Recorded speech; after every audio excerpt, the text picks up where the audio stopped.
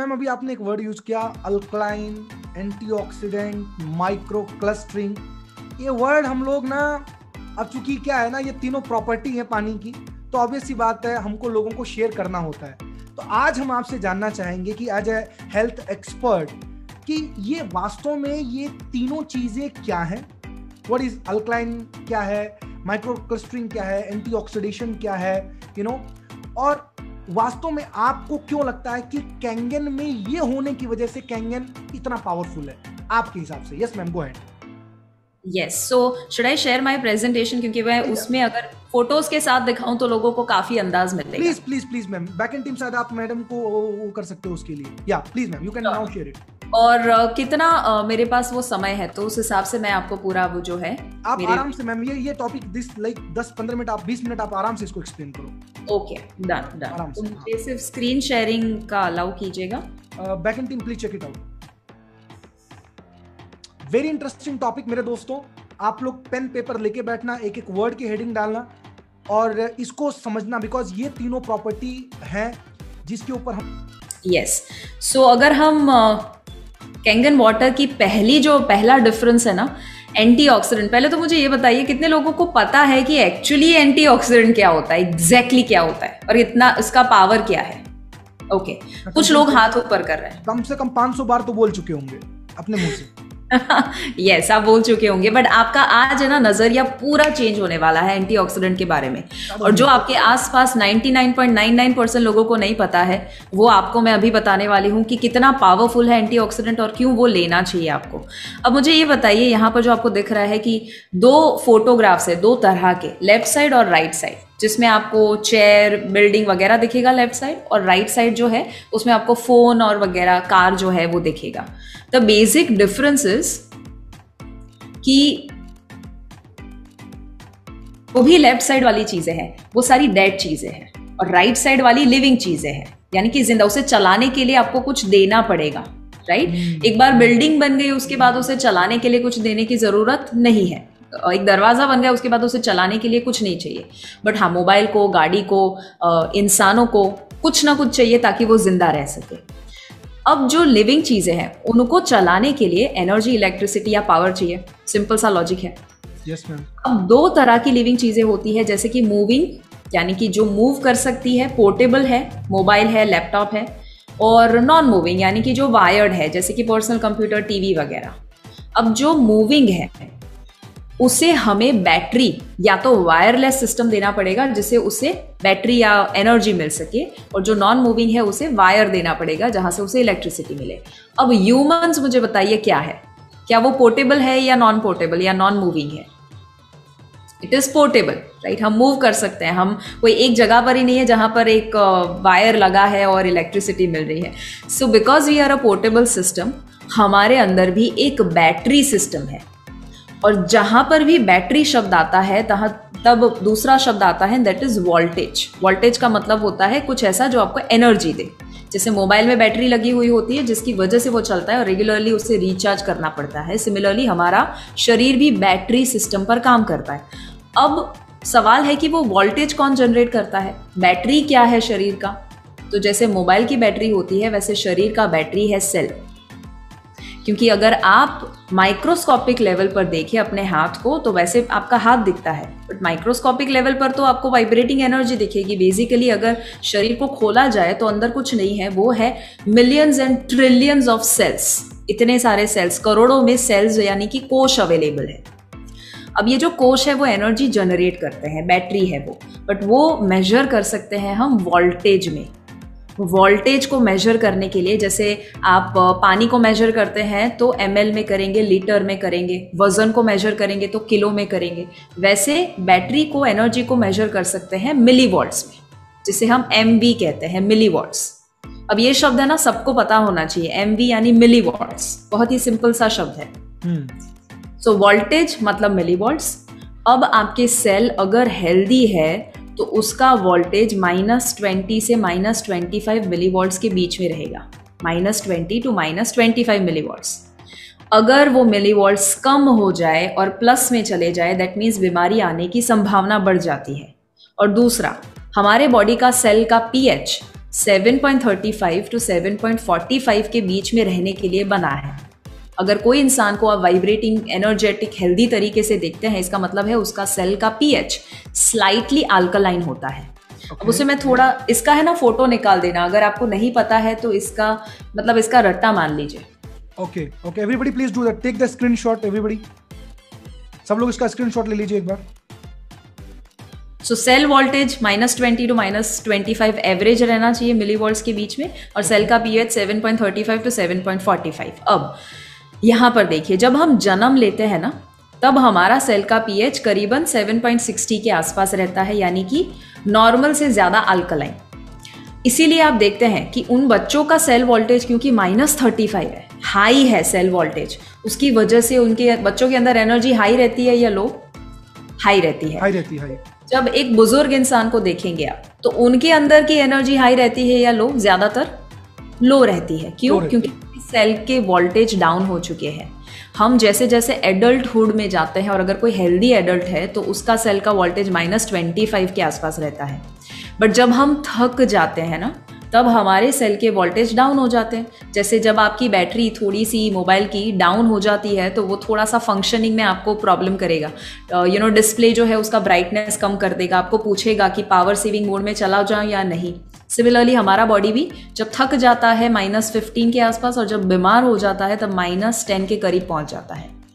और अब मुझे ये बताइए कि -10 से भी कम होगा तो क्या होगा? What do you think? You will attract chronic problems in your body. But वो कैसे हम सेल का वोल्टेज कम करते हैं? सेल का वोल्टेज हम कम करते हैं, नंबर 1, जब हम सोते नहीं हैं। इररेगुलर स्लीप क्वालिटी, अगर हम 7-8 घंटे की एवरेज स्लीप नहीं लेते हैं, और ज़रूरी नहीं 7-8 घंटे क्वांटिटी होना चाहिए, अच्छी नींद आनी चाहिए उस समय में। आप 5 घंटे नींद लो बट आपको ऐसा लगे कि यार सुबह उठ के फ्रेश लगता है, then it is a good sleep.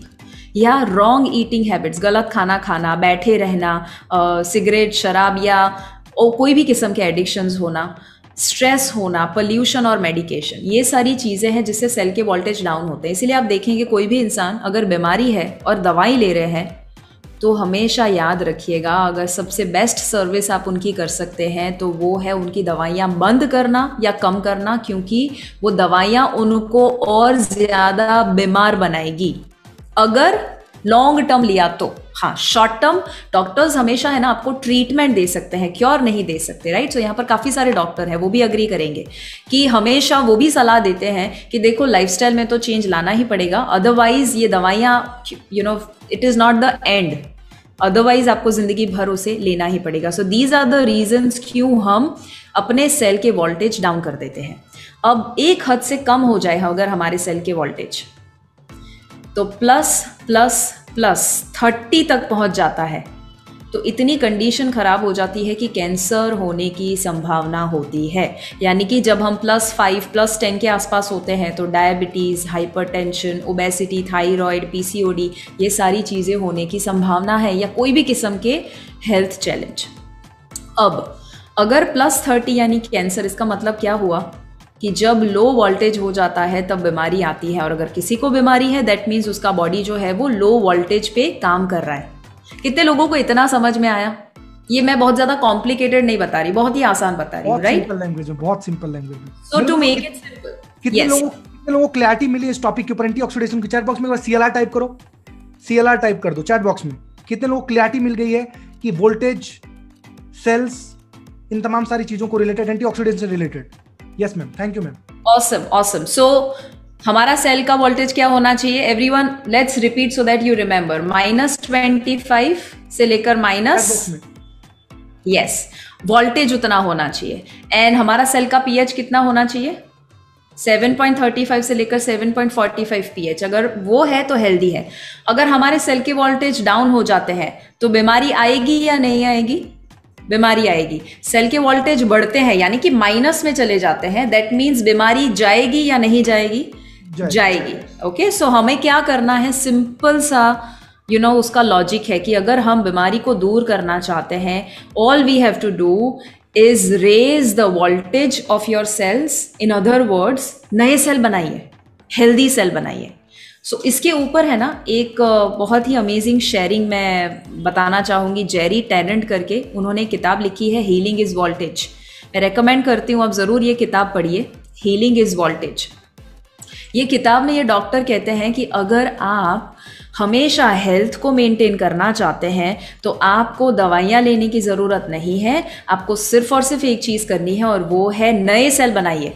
और नए सेल बनाने के लिए मैंने यहाँ पर रेड में लिखा है आपको कितना वोल्टेज चाहिए, -50 मिलीवॉल्ट्स। कितना चाहिए? -50 मिलीवॉल्ट्स ओनली। सिर्फ -50 मिलीवॉल्ट्स मिल जाता है तो आपके सेल रीजनरेट और नए हैं और हेल्दी सेल बनना शुरू हो जाते हैं।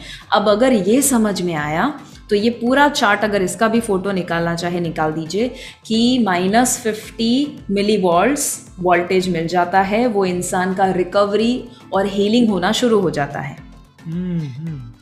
और अगर आप ये समझ पाए हैं तो एक इंपॉर्टेंट क्वेश्चन, कैंगन आपको कितना मिलीवॉल्ट देता है वो मालूम है? दोस्तों चैट बॉक्स में टाइप कीजिए, वेरी पावरफुल क्वेश्चन, प्राउड होगा आपको फिर से अपने आप पे। कुछ लोग लिख रहे हैं, right? Yes yes, they are writing. Yes yes yes. अब आप हैरान हो जाएंगे और अब आपको पता चलेगा कितना पावरफुल है वो। सिर्फ आप जब कहते हैं ना कि इतना मिलीवॉल्ट देता है कैंगन वाटर, उसे आपको इतना एम्फसिस के साथ कहना चाहिए ना, सामने वाला हिल जाना चाहिए, अरे बाप रे इतना बड़ा देता है। वो आपको देता है, कैंगन वाटर आपको देता है -400 से लेकर -850 मिलीवॉट्स। -400 से लेकर -850। मैम, नए सेल को जनरेट करने के लिए, उसको प्रॉपर फंक्शनिंग करने के लिए भी हमको जरूरत पड़ती है मैक्सिमम -50। यस। और कैंगन हमको देता है -400 टू -850, मतलब उसका कम से कम 8 से 12 गुना ज्यादा। यस। वाओ। मतलब है हैलोजन बल्ब और अपन अभी तक उसको 2 वोल्ट के जो है बल्ब की तरह दिखा रहे थे। एवरीबॉडी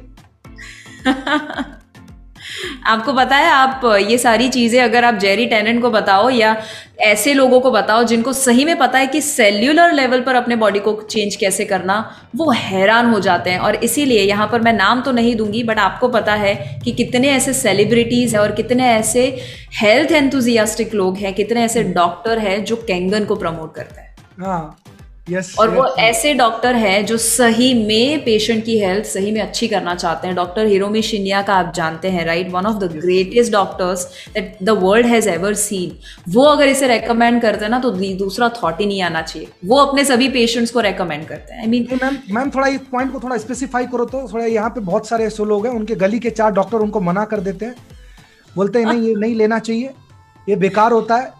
और मैम थोड़ा सा एम्फेसाइज करना इस पॉइंट को कि 4 डॉक्टर ने मना कर दिया, सर मेरे जो डॉक्टर है ना, पर्सनल डॉक्टर, वो मेरे को मना कर रहा है, इसलिए मेरे को कैंगन मशीन मेरे घर में नहीं लगाना है। मैम थोड़ा सा स्पेसिफाई करो मैम इस पॉइंट। मैं आपको है ना कल की ही बात बताती हूँ। कल ही मेरे घर पे एक डॉक्टर आए थे, वैसे 2 लोग डॉक्टर्स थे, बट उसमें से एक 71 ईयर ओल्ड डॉक्टर और बहुत वेटरन डॉक्टर, मतलब बहुत ही रेप्यूटेड डॉक्टर थे। तो उनके साथ जब मेरी बात हुई, करीबन 9:30 के आसपास मेरी बात हुई, और तब कैंगन की बात निकली। उन्होंने मुझे क्या बोला पता है? शिवांगी देखो, अभी ये जो कोरोना का समय आया है ना, इतना समझ चुके हैं कि जो गली पे रहने वाले लोग हैं ना, उनको कुछ नहीं होता, बट जो बड़े बड़े लोग होते हैं ना, उनको बहुत प्रॉब्लम होता है। ठीक है, अब उनका ये एनालिसिस था। तो मैंने पूछा, अच्छा क्या लगता है आपको, क्यों ऐसा हुआ? तो बोले हम लोग है ना अपनी इम्यूनिटी बहुत ज्यादा है, क्योंकि हम सिर्फ और सिर्फ हेल्दी लाइफस्टाइल फॉलो करते हैं। अब उनको जब मैं देख रही थी, ठीक है, अब उन्होंने अपना नजरिया बताया, बट ये बिल्कुल गलत है। पहले तो मैं बता दूं, किसने कहा कि स्ट्रीट वाले लोगों को प्रॉब्लम नहीं हुआ? हमारे घर में जितने भी मेड है ना, 5 मेड में से 4 मेड को कोरोना इतना खराब हिट किया था। बट प्रॉब्लम क्या है, बड़े लोगों का न्यूज में आ जाता है। ये लोग जो होते हैं बहुत ज्यादा निग्लेक्ट कर देते हैं। Very true. तो ऐसा नहीं है। लोग ये कहते हैं, बहुत सारे डॉक्टर्स, कुएं का पानी पियो और ऐसा पानी पियो जो इम्यूनिटी बढ़ाए। अरे आपको पता है वो कितना डैमेज कर सकता है आपको। सो लोगों की तो छोड़ो, मैं जितने डॉक्टर्स को मिलती हूँ ना, नंबर 1 मैं क्या देखती हूँ पता है? उनका पेट बड़ा है क्या, वो कोई दवाई ले रहे हैं, तो उनकी सलाह सुननी ही नहीं है। बहुत सही।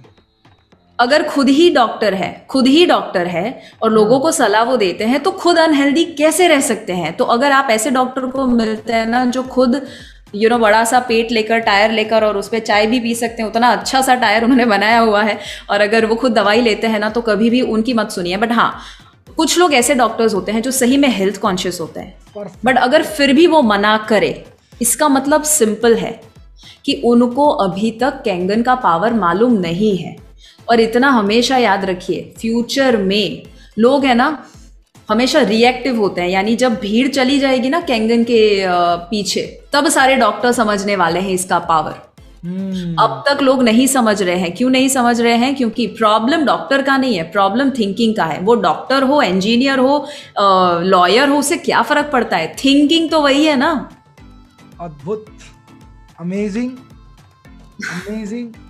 इसका मतलब मैं ये कह सकता हूं कि हमारे आंख बंद कर लेने से आसमान से सूरज गायब नहीं हो जाता। बिल्कुल, बिल्कुल। अगर हमको इंफॉर्मेशन नहीं है, अगर जानकारी नहीं है, तो इसका मतलब ये नहीं कि वो चीज सही नहीं है। कमी सिर्फ आपके माइंडसेट और आपके जानकारी की है। बिल्कुल।